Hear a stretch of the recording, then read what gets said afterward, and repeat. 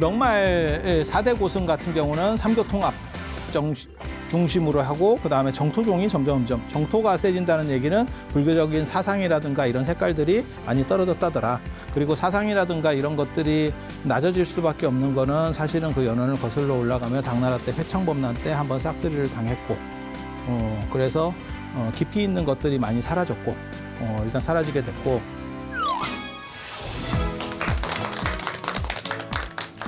자, 안녕하세요. 지난 시간에 이어서 왕양명 이야기 잠깐 해드리도록 하겠습니다. 사실 중국에서 가장 이상적으로 꼽는 사람은 내성외왕이라 그래요. 안으로는 성인, 밖으로는 왕. 그러니까는 임금이면서 동시에 성인이어야 된다. 그래서 잘 다스리는 임금 플러스 성인.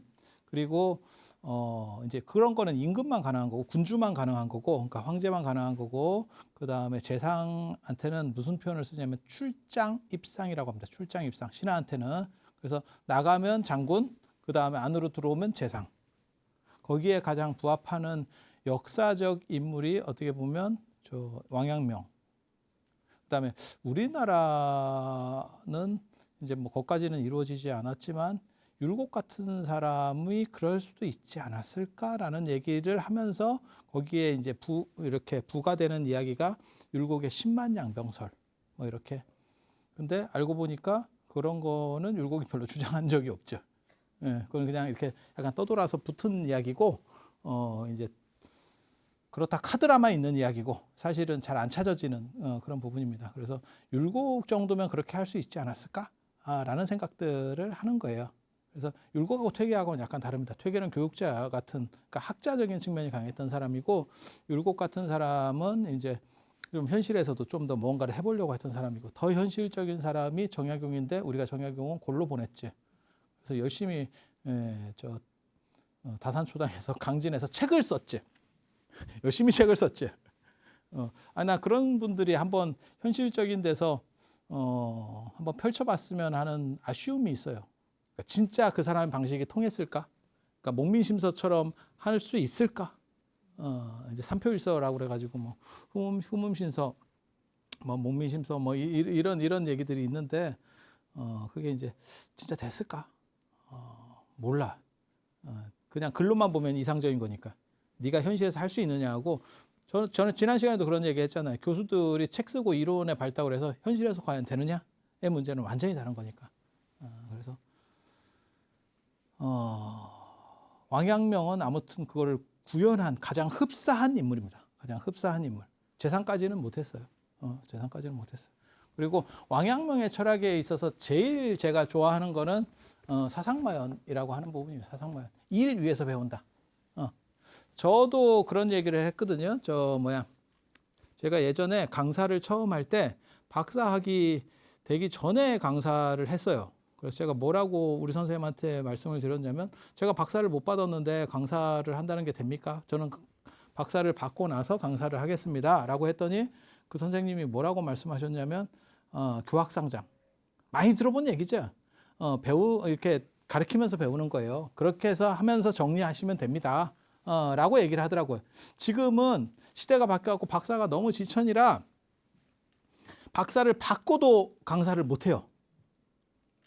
저희 때만 하더라도 박사를 받기 전에도 강사를 나갈 수 있었던 거고 저희 윗세대로 올라가면 석사를 받고도 강사를 했었어. 시대가 그랬었어요. 시대가. 지금은 뭐 박사가 운전면허 같은 거니까.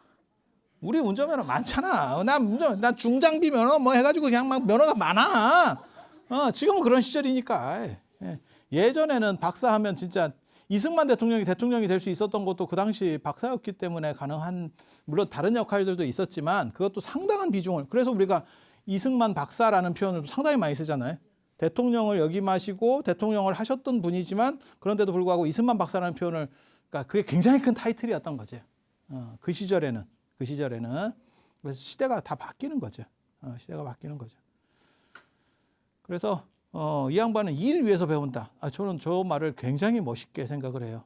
그래서 실질적으로 현실에서, 그러니까는 내가 구상한 것을 현실에서 구현한다가 아니고 그 자체에서 배우고 발전해 가는 거예요. 딥러닝이다. 인공지능의 딥러닝이야. 그 자체로 계속 하면서 발전해 가는 거야. 와, 이거 재밌지. 그래서 저게 선불교하고 사실은 약간 다른 점이에요. 선불교는 저 정도까지가 안 됩니다. 그래서 저는 사실 명상주의라고 하는 부분과 관련해서는 요즘 이제 명상에 대해서 저도 이제 책도 만들고 하는데 그와 관련해서 제일 주목하는 구절 중에 하나가 저 구절이거든요.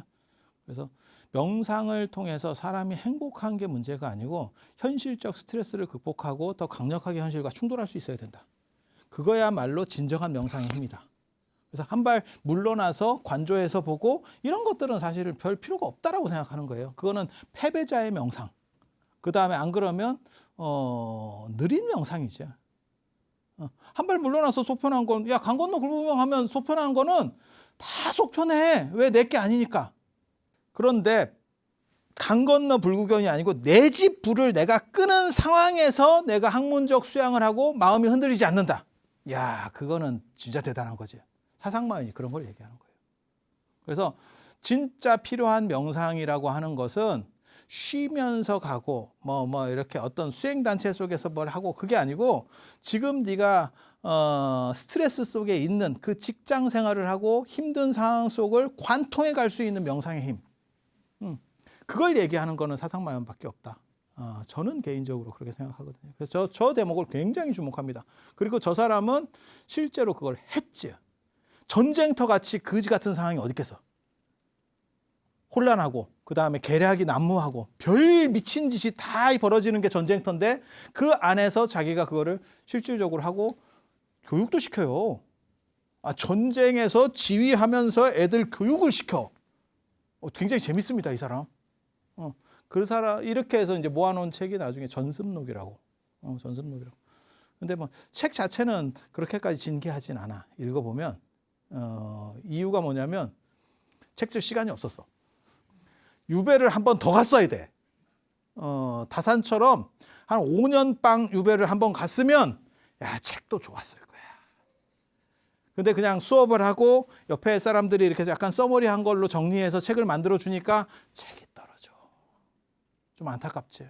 안타깝지. 그리고 이 양반이 너무 전쟁에서 잘 이겨. 그리고 그 당시에는 계속해서 이렇게 반란들이 일어난 시절이었기 때문에 여기 불 끄면 그 다음에 여기 불 꺼야 되고 이게 너무 이 사람에게 힘들었던 상황인 것 같아. 그러니까 책 쓰고 하려면 저도 마찬가지지만 제가 되게 바쁜 줄 압니다, 사람들이. 예. 그러면 제가 뭐라고 얘기하냐면 바쁘면 책 쓰겠냐? 바쁘면 책 쓰겠냐? 내가 1년에 책을 몇 권 만드는지 니네 알아? 책만 만드는 게 아니고 논문도 내가 얼마나 써대는데 바쁘면 하겠냐? 그래서 그런 시간들이 사실 있어야 돼요. 계속 이렇게 둥둥 떠다니면 쉽지는 않아. 그런데 저 양반은 아무튼 그런 상황 속에서도 생각을 뽑아내는 거예요. 그런데 정리까지는 못한 것 같아. 정리할 시간은 없었던 것 같아. 그게 좀 안타깝죠. 그리고 저 양반 철학에 있어서 최대 이제 문제점은 나중에 그 다음에 이타고에서도 똑같이 나오는 건데 칠양지라고 하는 거예요. 칠양지. 칠양지는 뭐냐면 양심 나에게 있는 그 양심이 지금 다 완성되어 있다라는 거예요. 불교에서 말하면 불성은 지금 다 드러나 있다. 너에게 있었던 모든 완전한 것들은 사실은 이미 다 드러나 있는 현재형이다. 라고 얘기하는 거예요. 근데 이렇게 되면 이제 문제가 발생하죠. 딱 들어보면. 여러분은 이제 이런 쪽에 이렇게 기민하지 못하시기 때문에 이런 전문적으로 하신 분들이 아니기 때문에 이렇게 되면 어떤 일이 벌어질지에 대해서 생각을 이렇게 다 연결이 안 돼요. 근데 저런 식으로 현실 자체가 다 이상이 돼버리면 윤리가 붕괴합니다. 윤리가 가설될 공간이 사라져요.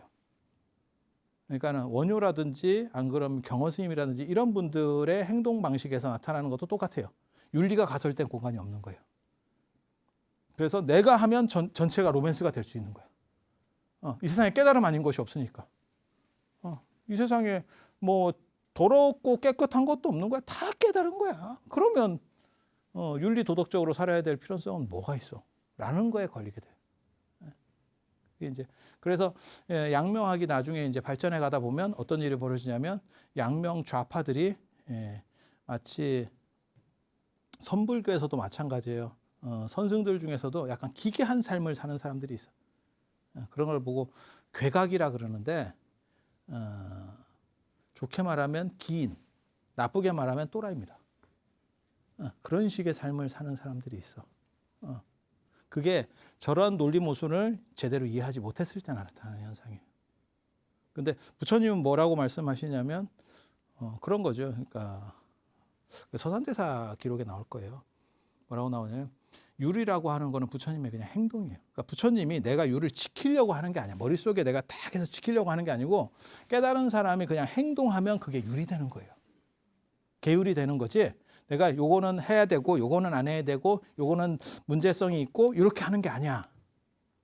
뭔 뜻인지 아시겠어요? 그러니까 말할 때도 이렇게 말하면 저 사람이 상처를 받을 거야. 그러니까 요 부분은 내가 조금 이렇게 아면서 말을 해야겠어. 이렇게 하는 게 아니고 나는 그냥 최대한 진솔하게 얘기를 하는 거예요. 그러면 상대 입장에서는 요렇게까지 그 범주까지 나아가지 않는 거지. 그러니까 그게 중도에 적절하게 맞는 사람이에요. 그래서 공자도 똑같은 얘기를 하는 거죠. 종심소유기 부르구라고 마음 먹은 대로 행하여도 법도에 어긋남이 없어. 착착착 맞아가는 거예요. 그냥 내 뜻대로 해도. 그러니까 넘어서는 거나 미치지 못하는 구절이 없는 거죠. 구석이 없는 거죠. 그런데 사실 그렇게 특이한 행동으로 사는 사람들의 특징은 뭐냐면 그런 부분들에서 문제점이 노출돼 있는 거예요. 근데 왕양명한테서는 그게 안 보여. 근데 양명하게 나중에 후학들은 그런 게 굉장히 심합니다. 그런 괴각과 같은 행동들이 굉장히 심해져요. 그래서 양명학이 다시금 주자학한테 비판을 받아요. 주자학은 이론적인 구조로서 형태를 잡는 거기 때문에 그렇게 이상한 방식으로까지 안 갑니다. 우리나라도 똑같아요. 그게 원효하고 의상의 차이거든요. 원효는 자기 살고 싶은 대로 살고 그래서 사람들 생각으로 볼 때는 그냥 볼 때는 멋있어 보이는 거고 의상은 반듯하게 사는 사람이에요. 의상은 반듯하게 사는 사람. 그래서 의상 같은 사람한테는 큰 문제는 없지. 허물은 없지.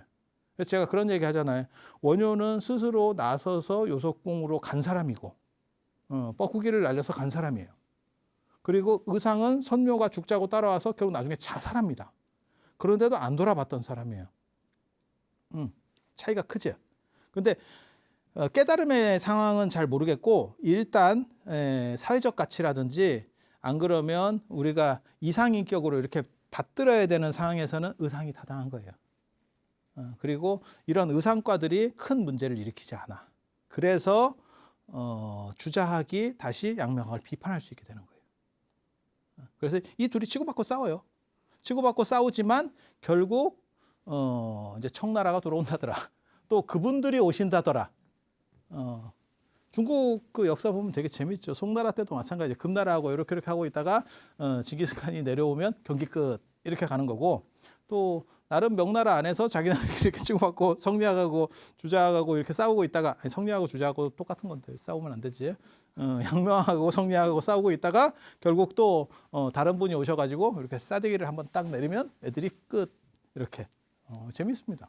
재밌습니다. 그런데 저 명나라 때는 불교는 이 주류에서 싸우기 힘든 상황이었어요. 벌써 이게 약간 밀리는 거죠. 양지라고 하는 거는 사실 양심 우리가 그냥 양심이라고 생각하시면 돼요. 그 양지양능이라고 하는 건데 그게 다 선천적으로 갖추어져 있는 거고 불교식으로 말하면 불성입니다. 불성입니다.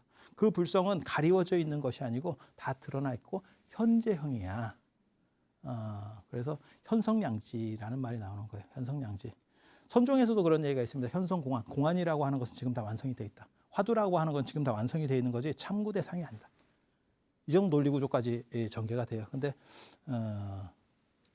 양명학에서도 치양지를 확충을 하면 나중에 어떻게 되냐면 현성양지, 너의 본마음이라는 건 이미 다 완전하게 깔끔하게 드러나 있다라고 말하는 거예요. 그래서 왕양명이라고 하는 약간 특이한 그리고 실천가, 동아시아에서 보기 힘든 철학자입니다. 굉장히 보기 힘든 철학자. 그래서 그 얘기 잠깐 했고 그 다음에 이타고 진짜 멋있는 사람이에요. 이타고 저런 계열들이 있어요. 동아시아 전통 흐름에서 그러니까는 아웃사이더 계열이죠. 아웃사이더 계열. 우리식으로 말하면 원효. 진묵대사는 그냥 별 볼 일 없는 것 같고 사상적으로는 별 볼 일 없어요. 근데 사상적인 것도 있고 그 다음에 행동도 약간 특이하게 하고, 이타고. 그 다음에 중국에 또 누가 있냐면 당나라 때 같으면 이통현 장자도 저런 과입니다. 저런 과입니다. 그래서 그런 식의 흐름들이 있어요. 그래서 제가 얘기했잖아요. 원효도 그렇게 행동을 하는 것도 그 시대 배경하고도 관련이 있다. 그리고 원효 시대 때 그 삼과하상 얘기했잖아요. 삼과하상 규기 스님 수레를 3개를 갖고 다니고 뒤에 여자도 싣고 다니고 뭐 이렇게 했다. 그래서 아마 그런 식의 결혼 구조도 가능했었던 것 같다. 그리고 만약에 그런 식으로 무해행위라고 하는 게 이제 지금은 약간 또 문제점이 벌어지는 게 뭐냐면 100살 먹고 무해행위 될 수 있냐에 대한 것도 생각을 해봐야 돼요. 100살 먹고 천진하게 살 수 있냐? 아니 한 50살 먹고 천진하게 자기 하고 싶은 대로 막 사면서 멋있게 살 수 있어. 100살 먹고 지팡이 짚고 흔들리고 다니면서 멋있게 살 수 있겠냐? 이게 지금 현대에 벌어지는 문제죠. 이타고 같은 경우는 동심설이라고 하는 걸 주장해요. 동심설이 뭐냐면 어린아이 같은 마음. 이거 굉장히 재밌는 거거든요. 그러니까 이타고나 저 양지나 비슷해요. 저희 양명학 영향을 받아서 나왔을 거예요. 실제로 양명학 공부를 하거든요. 이타고라는 사람, 또 천재입니다. 아주 멋있게 산 사람이고 지 멋대로 산 사람이에요. 26살 때 국자관 박사. 그러니까 우리 식으로 말하면 성균관. 성균관 박사가 된 거고, 그 다음에 양명학에 심취했다가 나중에 유마함에서 출가를 해요. 62세래. 야, 죽을 때 아니냐, 죽을 때? 62세에 출가하면 황혼기 출가네. 지금 외종으로 얘기하면 황혼기 출가네. 아니, 이때 62세면 지금으로 말하면 80, 90으로 봐야 됩니다. 야, 이게 출가할 나이인가 싶기도 하고, 되게 재밌어요. 그리고 이 양반이 베스트셀러 작가예요. 원효도 문제를 일으킬 수 있었던 게 원효가 베스트셀러 작가예요. 그 당시에. 지금으로 하면 말이 좀 안 맞는데 이문열 같은 거죠. 이문열 같은데 그게 소설이 아니고 철학서로 베스트셀러 작가야. 그러니까 지금으로 하면 정의란 무엇인가? 마이클 샌델? 이런 사람이라고 비슷하다고 생각하시면 될 거야. 그래서 원효가 글을 쓰면 중국으로 넘어가고 인도까지도 번역돼서 가는 거거든요. 그러니까 그게 파급 효과를 줄 수 있는 거예요. 이타고도 마찬가지입니다. 그 당시 베스트셀러 작가입니다. 우리나라 조선 후기의 베스트셀러 작가 하면 박지원이죠. 박지원 열하일기 이런 거. 청나라 할 때 또 나옵니다. 청나라 할 때 나옵니다. 이렇게 해서 그 사람의 글이 나중에 이제 금서가 되는 게 너무 속되다. 근데 속된 게 재밌거든. 그러니까 속되다는 게 뭐냐면 우리가 말하는 표현도 제가 말하는 표현을 이런 걸 속강이라 그랬잖아요. 그러니까는 근엄하게 얘기하고 재미없게 그냥 똑같은 톤으로 이렇게 얘기하는 거, 저도 할 수 있습니다. 그런데 그렇게 하면 저는 제가 학교를 한 30년 다니면서 느낀 거는 뭐냐면 아는 게 조금 부족한 선생님은 참아도 재미없는 사람은 참을 수가 없어. 아무리 전문가라도 재미없는 사람은 거의 알카에다급이에요. 사람을 고문을 합니다. 그 3시간을 영겁으로 만들어줄 수도 있어. 신통이 있어요. 똑같은 3시간짜리 수업인데 어떻게 이렇게 길지? 이게 무한대로 시간을 늘려. 이게 굉장한 신통입니다. 그리고 아는 것과 교수법은 달라요. 아는 것과 그 사람이 얼마나 많이 아느냐가 중요한 게 아니에요. 잘 살려내느냐, 말을 잘 살려내느냐와 관련이 있어요. 그래서 뭐 책 같은 거 쓰고 막 유명한 선생님 그래갖고 홀려서 갔다가 저 선생님은 태양과 같은 분이시구나, 멀리서 봐야 되는구나 이렇게 생각하는 경우도 굉장히 많아요. 가까이 가면 죽습니다. 태양도 마찬가지지. 가까이 가면 죽어. 그러니까 우리가 멀리서 이렇게 저 존경스러워 이렇게 더 이상 하면 안 돼. 가까이 가면 이근한으로 바뀌어. 고문 기술자. 수업을 듣는 것 자체가 고문이야. 너무 힘들어.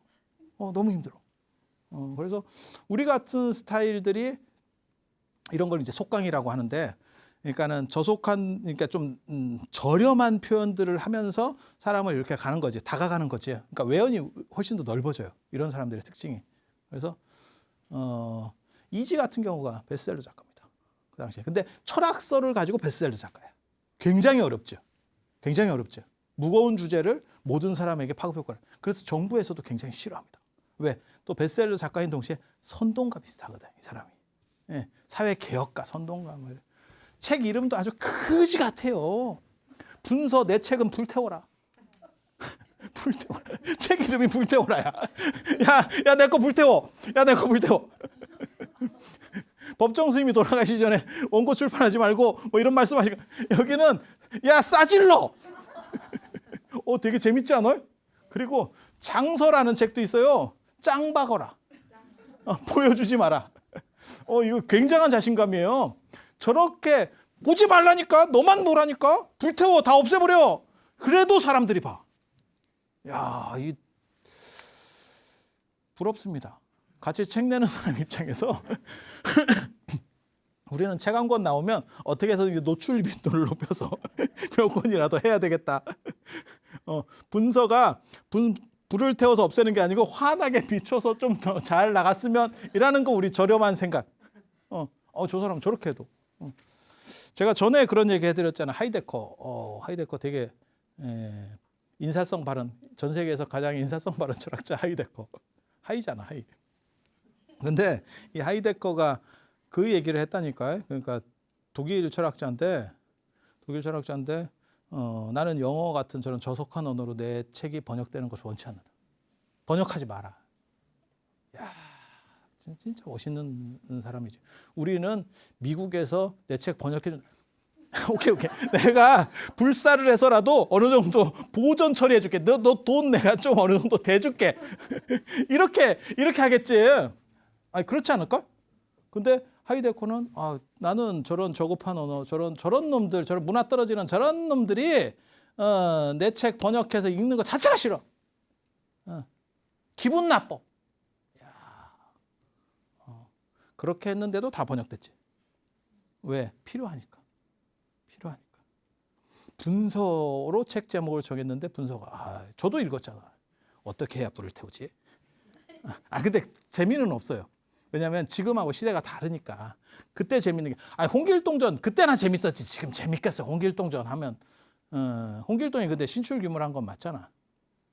전국은행에 통장을 개설하고 전국 동사무소에 전부 다 자기 이름을 다 깔고 그건 얼마나 신출귀몰해. 그런 사람도 없지.